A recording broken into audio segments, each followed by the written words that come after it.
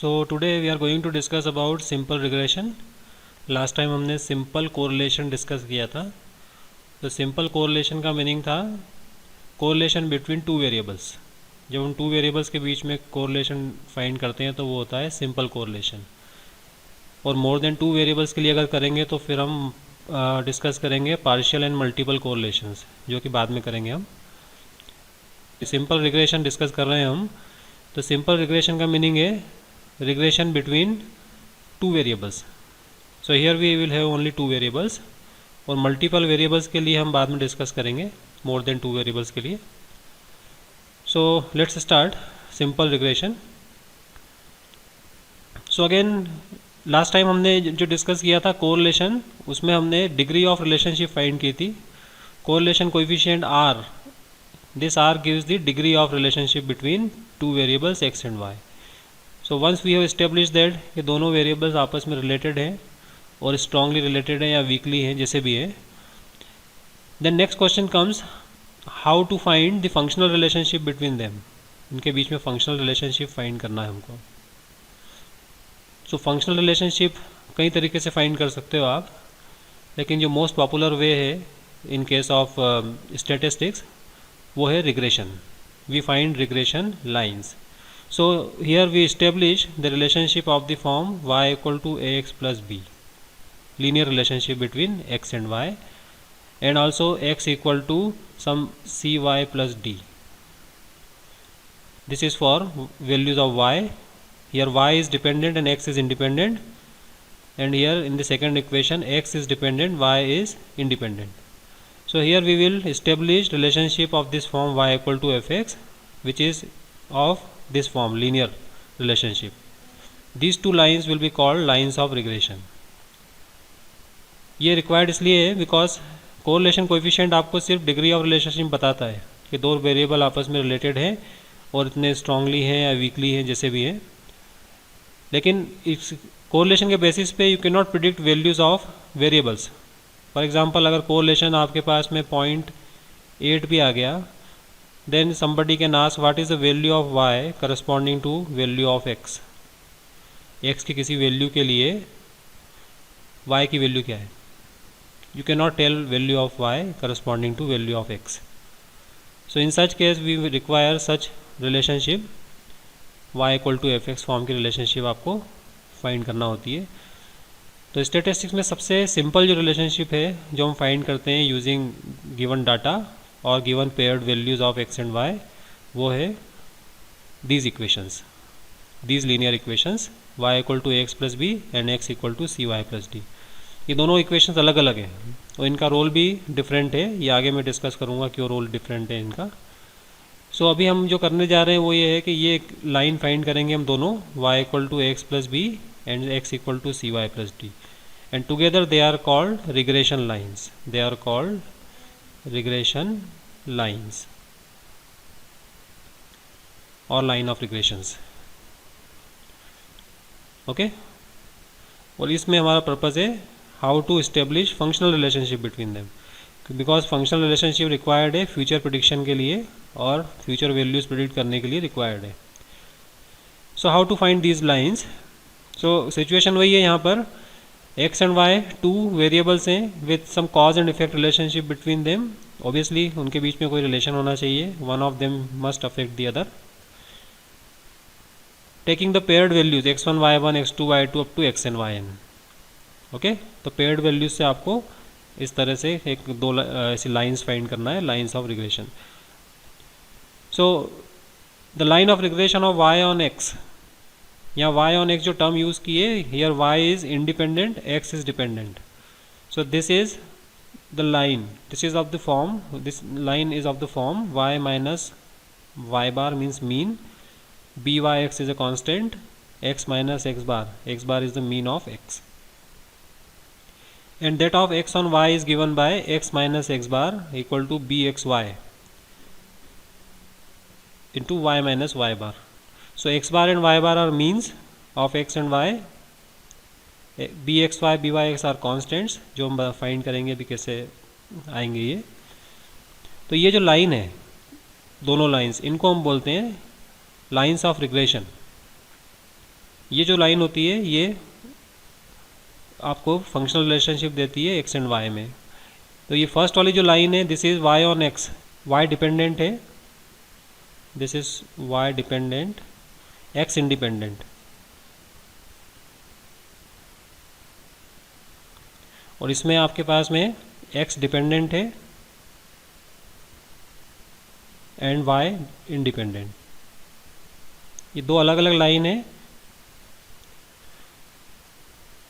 First वाली जो line है वो y की वैल्यूज प्रिडिक्शन के लिए है। अगर आपको x के किसी वैल्यू के लिए y की वैल्यू रिक्वायर्ड है तो फर्स्ट वाली यूज़ करेंगे हम, और अगर x की वैल्यू चाहिए आपको y के किसी वैल्यू के लिए तो हम सेकंड वाली यूज़ करेंगे। तो ये दोनों अलग अलग क्यों होती है मैं भी रीज़न बताऊंगा इसका।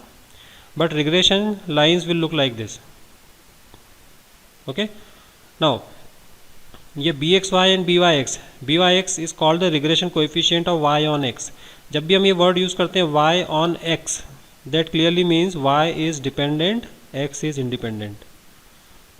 And bxy regression coefficient of x on y, here x is dependent, y is independent, and these regression coefficients are given by these formulae। अभी कैसे आए मैं अभी आपको नेक्स्ट 5 मिनट्स में बताता हूँ। तो byx और bxy की वैल्यूज़ इनसे हम कैलकुलेट करते हैं, दीज आर दी फार्मूले। और bxy byx की वैल्यू यहाँ सब्सटीट्यूट करेंगे, x बार y बार आपको जो भी है मीन आप कैलकुलेट कर सकते हो from the given values. So when you find byx and bxy and substitute them here you get two regression lines, y on x and x on y। ठीक है, अभी आया कैसे ये फार्मूला ये मैं आपको एक्सप्लेन करता हूँ। तो अब दो लाइंस क्यों होती है, एक ही लाइन से क्यों काम नहीं चलता है। मान लो आपको ऐसी दी line y equal to 3x minus 4, suppose किसी ने बोला ये लाइन है y ऑन x, तो इसको यूज़ करके y ऑन x दी हुई है तो आप x की किसी वैल्यू के लिए y की वैल्यू फाइंड कर सकते हो ना। x की कोई वैल्यू जहाँ यहाँ पर लिस्टेड नहीं है इन पेयर में, उसकी किसी वैल्यू के लिए y की वैल्यू आप फाइंड कर सकते हो। बट अगर किसी ने भी पूछा कि y की किसी वैल्यू के लिए what is the value of x, y की किसी वैल्यू y0 के लिए what is the value of x, then you can not use the same line. तो ये ऐसा क्यों है, सो लेट मी एक्सप्लेन। दो लाइंस क्यों होती है। सो इसके पीछे जो बेसिक आइडिया है वो बेसिक आइडिया ये है कि आपके पास स्कैटर जो ग्राफ होता है, सबसे पहले हम क्या करते हैं लाइन फाइंड करने के लिए ये एक्स एक्सिस है और ये वाई एक्सिस है, ठीक है। और यहाँ पर हमने पॉइंट्स को इस तरह से स्कैटर डायग्राम में बना लिया है, इस तरह से हमने कुछ पॉइंट्स को इस तरह प्लॉट कर लिया है, ठीक है। ये स्कैटर डायग्राम है। अब हम क्या करते हैं, we want to find a line y equal to ax plus B.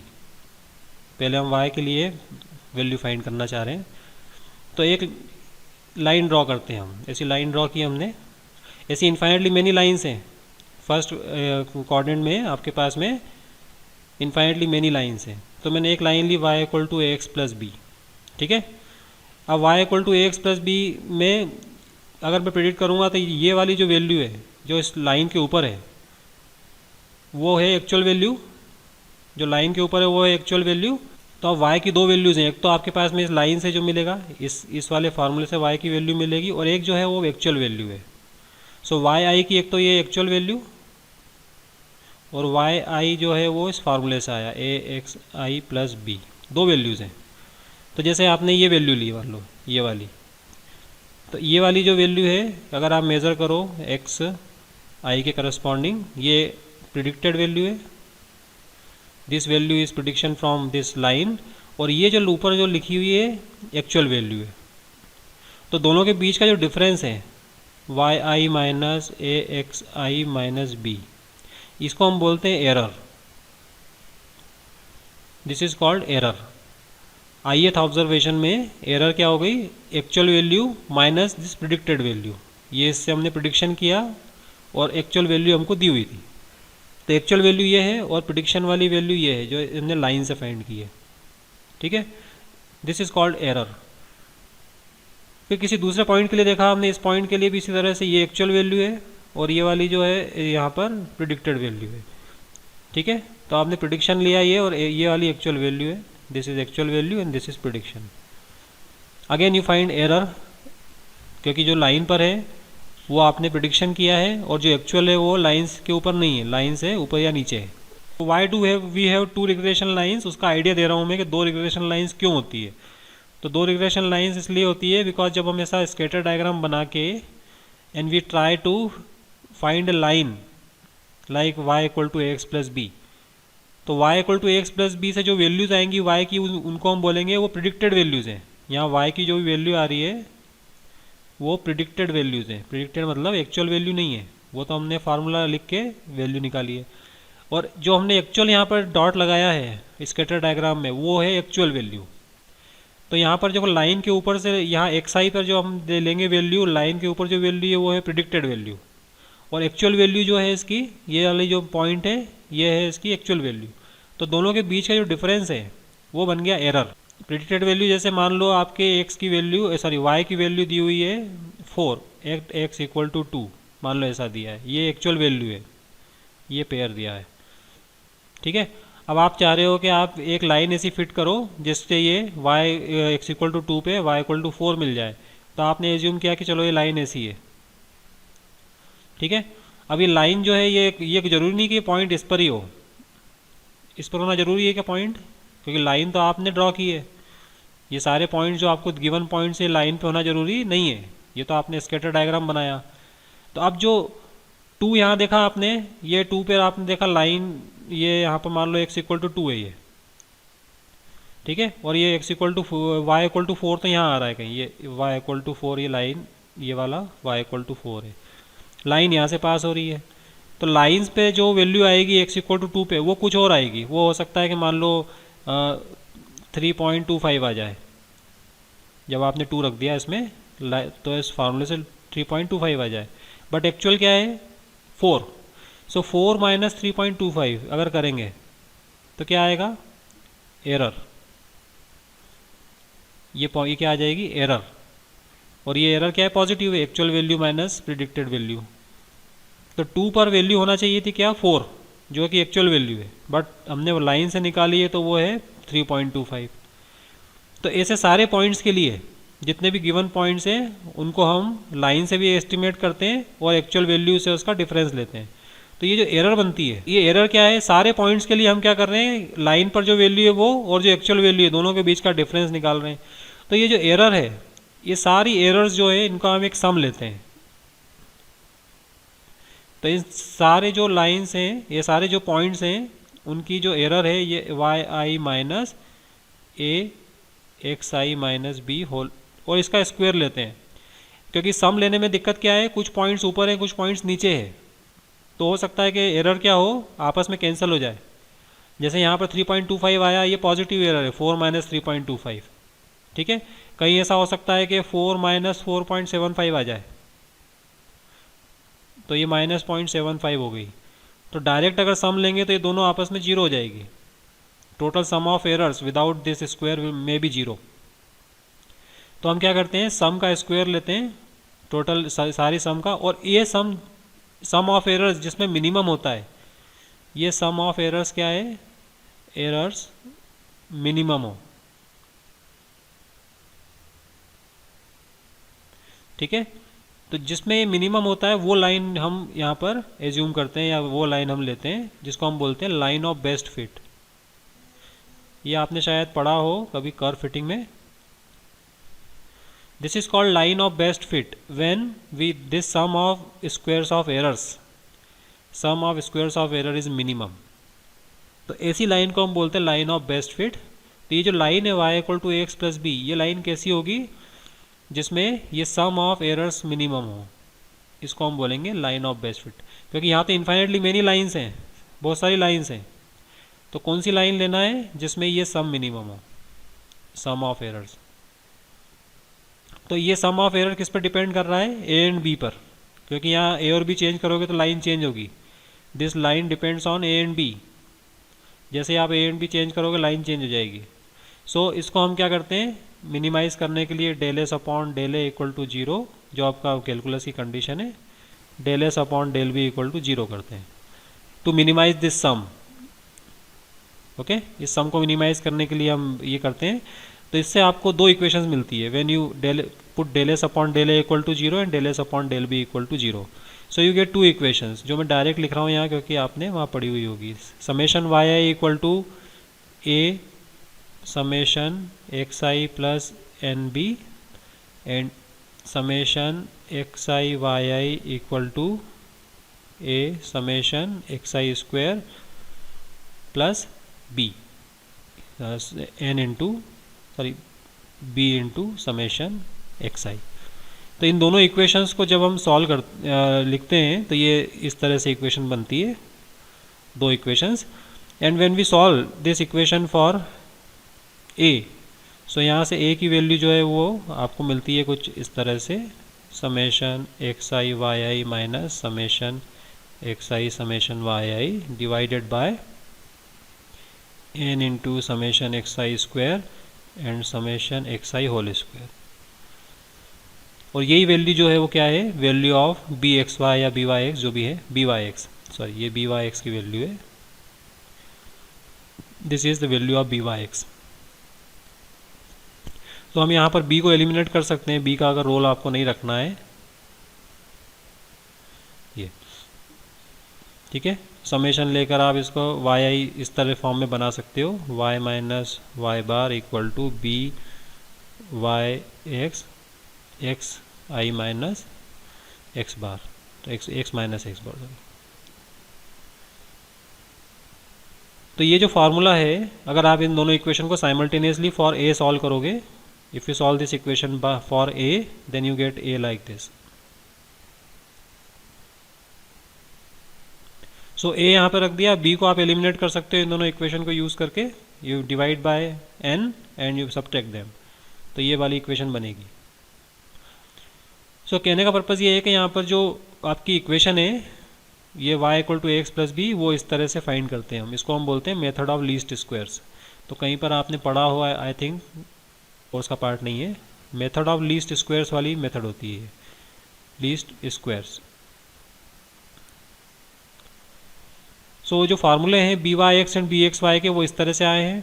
Similarly हम दूसरी लाइन फाइंड, अच्छा एक लाइन ही हो गई जिससे सम ऑफ स्क्वायर्स ऑफ एरर जो है मिनिमम है। अब इसी को हम अगर एक्स के लिए यूज़ करें, ये हम एक्स एक्सिस से मेज़र कर रहे हैं, अब हम वाई एक्सिस से मेज़र करेंगे तो ये sum of square of errors change हो जाएगा। अगर हम सीधे सीधे बात करें वाई आई के लिए, मान लो y इक्वल टू 3 है, इसके लिए x की वैल्यू हम फाइंड करें लाइन से, तो अब ये जो है एरर चेंज हो जाएगी, क्योंकि अब हम y से मेज़र कर रहे हैं अगर, then it will be changed. y equal to 4 पर यहाँ पर कुछ और वैल्यू आएगी, देखो यहाँ y इक्वल टू 4 पर ये वाली वैल्यू तो है आपकी गिवन वैल्यू, और इसको आगे बढ़ाएंगे हम तो यहाँ पर आएगी इसकी प्रिडिक्टेड वैल्यू। तो अब ये जो वैल्यू है error, this will change. So same equation cannot minimize this sum.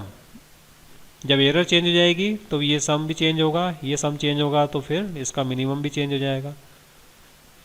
तो एक बार हम एक्स एक्सिस से मेज़र कर रहे हैं, दूसरी बार हम वाई एक्सिस से मेज़र कर रहे हैं, तो दोनों एक्सिस से मेज़र करते समय सम ऑफ एरर्स जो है वो चेंज हो जाता है।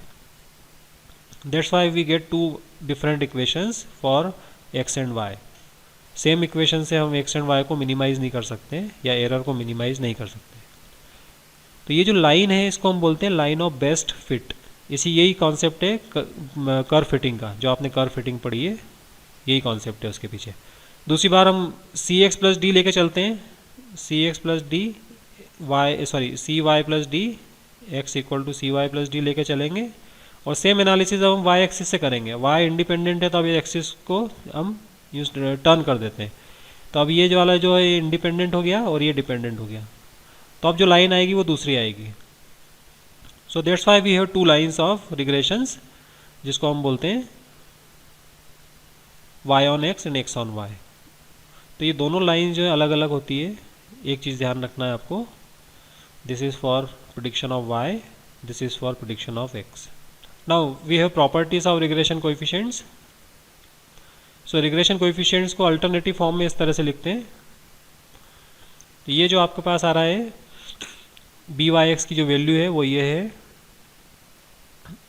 इसी को अगर आप देखोगे तो ऊपर वाली जो क्वांटिटी है this is covariance, if you divide by n n से डिवाइड लगा दो तो ये इस तरह से covariance by sigma square, this is sigma square, that means standard deviation of x square, that means variance. तो covariance divided by sigma x square, इसमें आप इस तरह से डिवाइड लगा दो आर का, तो ये इस तरह से बनता है। बिकॉज आर क्या है आपके पास में, r equal to covariance of x y divided by sigma x sigma y. ठीक है, तो कोवेरियंस एक्स वाई तो है ही, यहाँ सिग्मा वाई से मल्टीप्लाई डिवाइड कर दो। ठीक है, सिग्मा वाई से, और सिग्मा एक्स को एज इट इज रखो। तो इसको मैनिपुलेट करके you can write down like this, r into sigma y upon sigma x. So b Y x is also r into sigma y upon sigma x using this formula. Similarly b x y को अगर देखोगे तो B x Y भी इसी तरह से आप manipulate करके इस फॉर्म में लिख सकते हो। So using correlation covariance of x y divided by sigma x sigma y, इसको यूज़ करके आप b x y b Y x का अल्टरनेटिव फॉर्म लिख सकते हो। So this form is important, आगे यूज़ करेंगे। y माइनस वाई बार वाली इक्वेशन से आया। इसमें एक चीज़ ध्यान रखना है, ये जो रिग्रेशन कोएफिशिएंट्स हैं इनमें ये ऑर्डर इंपॉर्टेंस रखता है। बी वाई एक्स लिखा है या बी एक्स वाई लिखा है, बी वाई एक्स लिखा है इसका मतलब है वाई डिपेंडेंट एक्स इंडिपेंडेंट। यहाँ नीचे गए b x y, x dependent y independent. तो ये दो फार्मूले इस तरह से मैनिपुलेट होके इसके कोरिलेशन कोएफिशिएंट की टर्म में भी आ सकते हैं।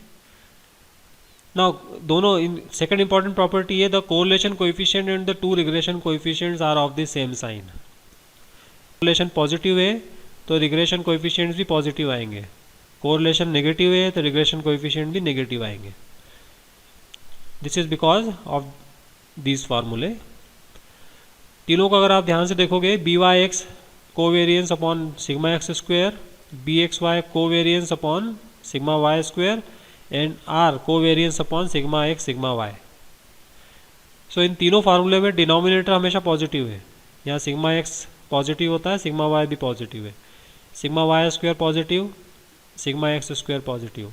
सो b Y x b x y and r, इन तीनों का साइन डिपेंड करता है कोवेरियंस पर। तो कोवेरियंस अगर नेगेटिव है तो तीनों नेगेटिव होंगे, कोवेरियंस पॉजिटिव है तो तीनों पॉजिटिव होंगे। Okay, so sign of all three are the same, और वो साइन होता है कोवेरियंस एक्स वाई का। कोवेरियंस ऑफ एक्स वाई का जो भी साइन है वो इनका साइन हो जाएगा। Then third property, the correlation coefficient is the geometric mean of two regression coefficients. दोनों को मल्टीप्लाई अगर कर दें हम तो क्या मिलेगा, r square, multiply them b Y x into b x y, you get r square and r equal to plus minus b Y x into b x. अब यहाँ पर प्लस माइनस साइन में से कौन सा साइन लेना है वो डिपेंड करेगा, b Y x and b x y के साइन पर डिपेंड करेगा, यहाँ पॉजिटिव लेना है या negative. So r will be positive if both b Y x and b x y are positive. इनका साइन देखकर, क्योंकि सेकंड वाली प्रॉपर्टी में आपको मालूम है कि तीनों के साइन सेम होते हैं। तो बी वाई एक्स और बी एक्स वाई फाइंड करके आपने देखा, अगर वो पॉजिटिव आते हैं तो यहाँ से पॉजिटिव साइन लेना है, ये नेगेटिव आते हैं तो यहाँ से नेगेटिव साइन लेना है। सो आर इज पॉजिटिव और negative depending on b Y x and b x y. ये थर्ड प्रॉपर्टी है। And then fourth is, both regression coefficients can not be numerically greater than unity. That means b Y x and b x y both simultaneously can not be greater than 1। दोनों 1 से ज़्यादा नहीं हो सकते because of this. ये दिखाई दे रहा है आपको, correlation lies between -1 and 1। So b x y into b Y x दोनों का प्रोडक्ट 1 से ग्रेटर नहीं हो सकता है simultaneously, otherwise this will be greater than 1। सो एक अगर 1 से ग्रेटर है तो दूसरा ऑटोमेटिकली 1 से लेस हो जाएगा, so that product is less than और इक्वल टू आर स्क्वायर, क्योंकि प्रोडक्ट आर स्क्वायर होता है इसका। So because of this you have either this bxy greater than 1, byx less than 1, or byx greater than 1, bxy less than 1। दोनों में से कोई एक कंडीशन होगी। Then fifth is both regression coefficients are independent of change of origin but not of scale. Regression coefficient जो है वो origin से इंडिपेंडेंट होते हैं, चेंज ऑफ ओरिजिन से, बट स्केल से इंडिपेंडेंट नहीं होते, जबकि कोरिलेशन कोएफिशिएंट दोनों से इंडिपेंडेंट होता है, हमने लास्ट टाइम डिस्कस किया था। तो ये change of scale and change of origin का मीनिंग होता है when we take this x i minus a, जब किया तो चेंज ऑफ ओरिजिन हो गया, और डिवाइड किया हमने एच से तो ये चेंज ऑफ स्केल भी हो गया। तो चेंज ऑफ स्केल और चेंज ऑफ ओरिजिन किया हमने एक्स और वाई में just to downsize the data. Original data हो सकता है कि लार्ज हो, उसको हमने स्मॉल करने के लिए ये किया है। So again summation x i, ये जो हमने इक्वेशन लिखी है summation x i summation y i, उससे हम इनका समेशन ले लिया हमने इन दोनों इक्वेशंस का। Take summation on both the sides and divide by n, then divide by n. So what you get, this is x bar, this become x bar and this becomes y bar. Y bar means mean। ये quantity हो गई mean और ये वाली हो गई है mean of y। ठीक है, अब इसमें से माइनस कर दो इसको, x i minus x bar, ये वाली ये एक्स आई माइनस दिस। सो इस इक्वेशन में से हमने इसको माइनस कर दिया, तो ये वाली इक्वेशन बनी। सिमिलरली ये वाली जो इक्वेशन है इसमें से आपने इसको माइनस कर दिया, तो ये दूसरी बनेगी इक्वेशन, क्योंकि ए कैंसिल हो जाएगा यहाँ से, a will cancel out, h common आएगा, so you will have this equation. Now covariance of u v, by definition covariance ये in terms of x y इस तरह से निकलेगा, u i minus u bar is x i minus x bar upon h, yi minus y bar upon k is vi minus v bar. So this is covariance of uv in terms of covariance of xy. Similarly variance of variance of u in terms of variance of x and variance of v in terms of variance of y, वो हमने calculate कर लिया।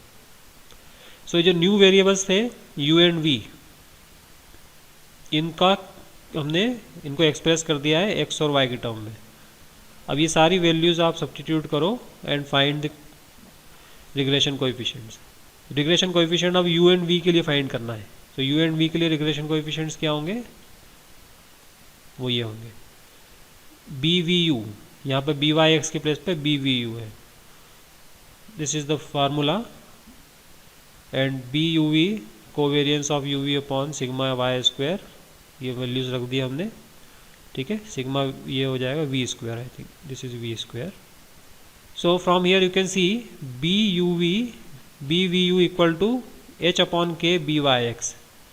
सो यहाँ पर a और b दिखाई नहीं दे रहे हैं, जो हमने एक्स आई माइनस एक्स ए लिया था अपॉन h, तो a दिखाई नहीं दे रहा है, और यहाँ पर Y i minus B upon के लिया था, तो ये और भी दिखाई नहीं दे रहे फार्मूले में। तो इसका मतलब है कि चेंज ऑफ ओरिजिन से इंडिपेंडेंट है, बट एच एंड के यहाँ पर अपीयर हो रहे हैं, इसलिए यहाँ पर एच और के से इंडिपेंडेंट नहीं है। सो इस BVU न्यू वेरिएबल्स का जो रिग्रेशन कोएफिशिएंट है, it is dependent on scale, H और के यहाँ पर अपीयर हो रहे हैं, but it is independent of origin because these A and B are not appearing.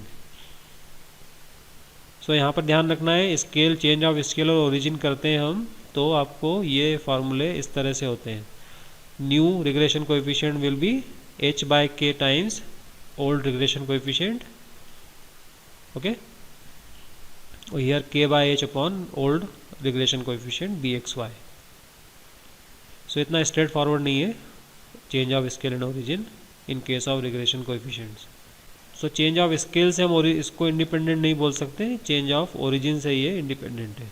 Properties of regression lines, ये और देख लेते हैं हम। सो रिग्रेशन लाइंस की जो प्रॉपर्टीज है वो क्या है। So by looking at the lines आपको ये मालूम पड़ जाएगा कि both the lines regression lines pass through the point x bar y bar, ये दिखाई दे रहा है आपको।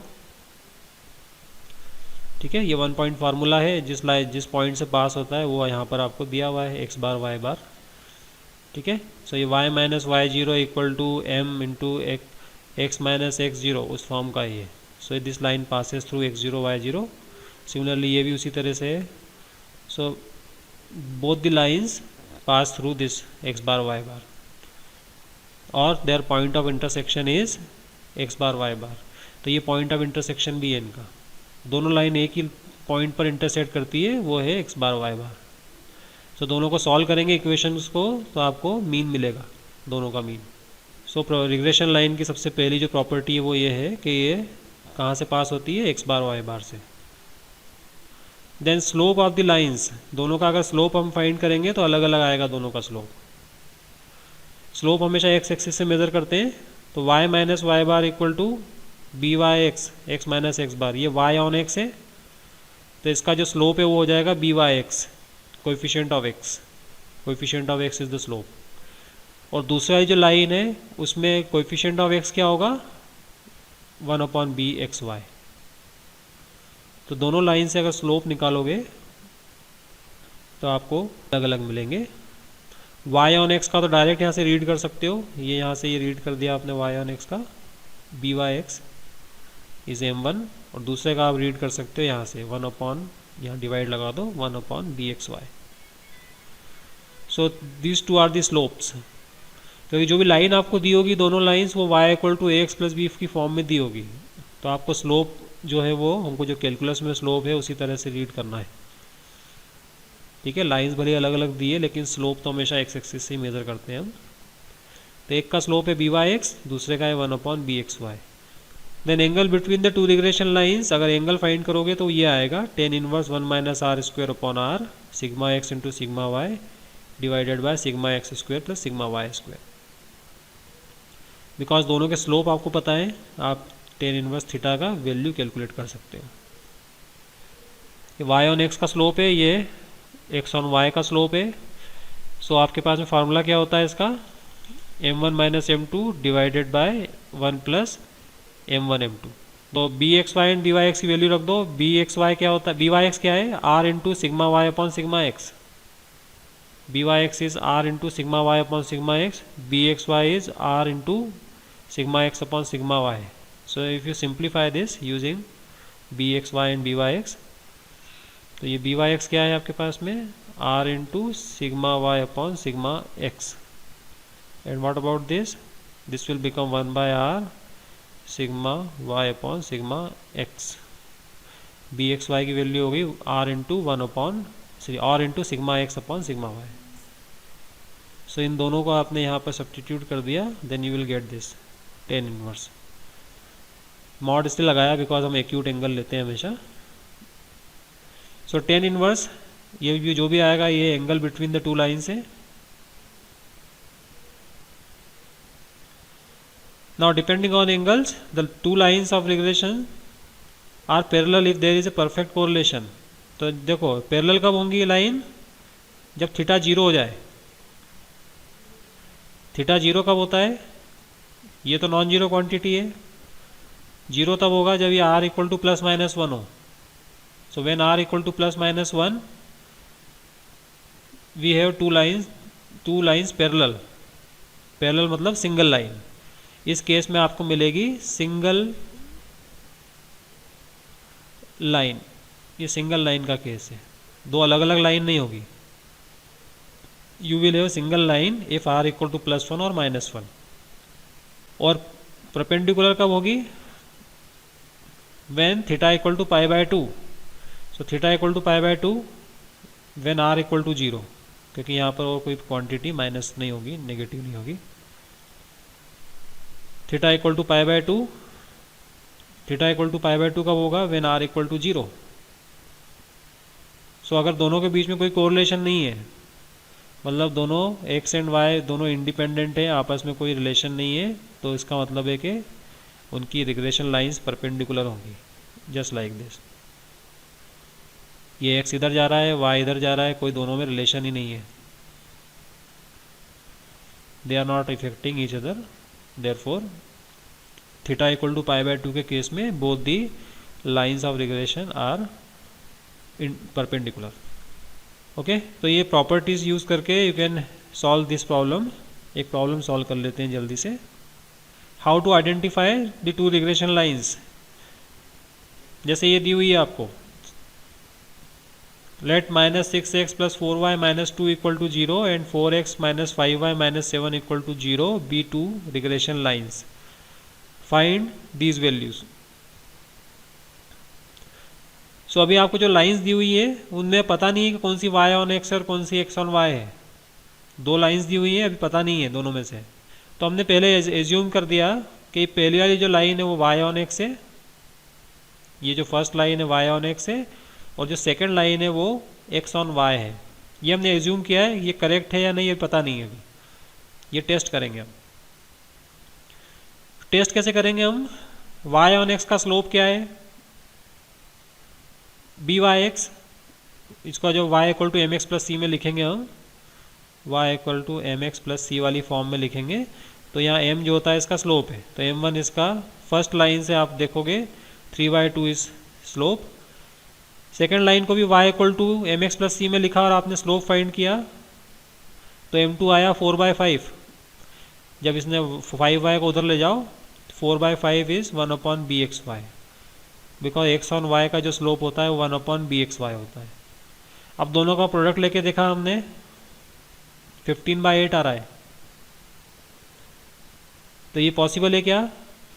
बिकॉज bxy × byx होता है r², so this is not possible because of this bxy × byx = r², और r² is always less than or equal to 1.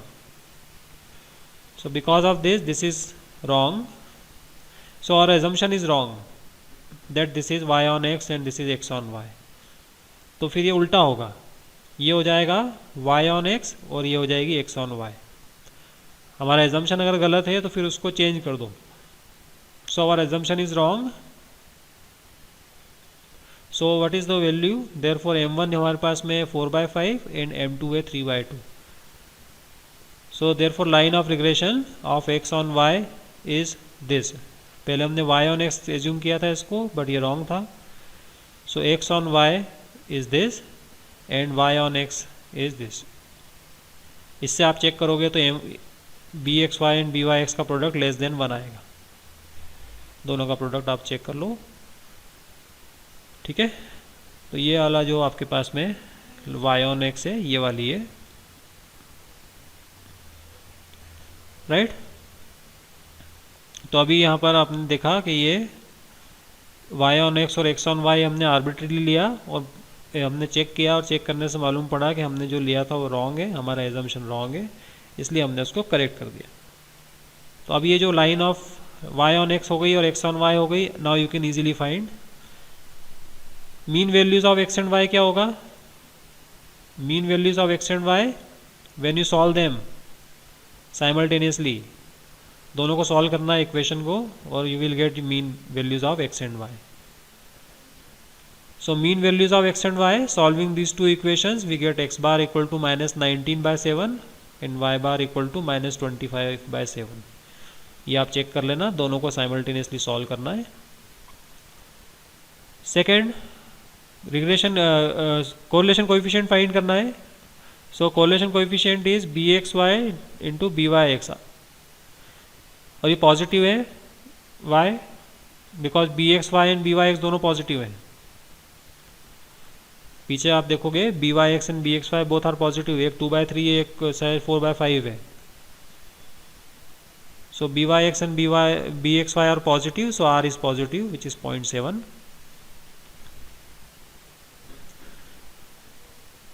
Theta, angle between the two lines, वो हमने इस तरह से फाइंड कर लिया। m1 m2 की वैल्यू है आपके पास में 0.32 रेडियन। अब ये जो भी आएगा वो रेडियन में आता है, क्योंकि ये रियल वैल्यूज हैं, दीज आर नॉट थीटा। सो ये रेडियन में आएगा पूरा, 10 इनवर्स जो भी कैलकुलेट करोगे 0.32 radian, and if you convert it into the degrees 18.33 degree. ये आप चेक करना, 18.33 डिग्री। सो एक बार आपने line of regression y on x और x ऑन y आइडेंटिफाई कर ली, उसके बाद में आप सारी चीज़ें फाइंड कर सकते हो जो भी रिक्वायर्ड है। And one more thing, x equal to -5 के लिए फाइंड करना है y, तो उसके लिए लगेगा x ऑन y। ये है x ऑन y वाली इक्वेशन है, we get y equal to this. और दूसरे वाले में आप क्या करोगे, y ऑन x, ये वाली ये y ऑन x,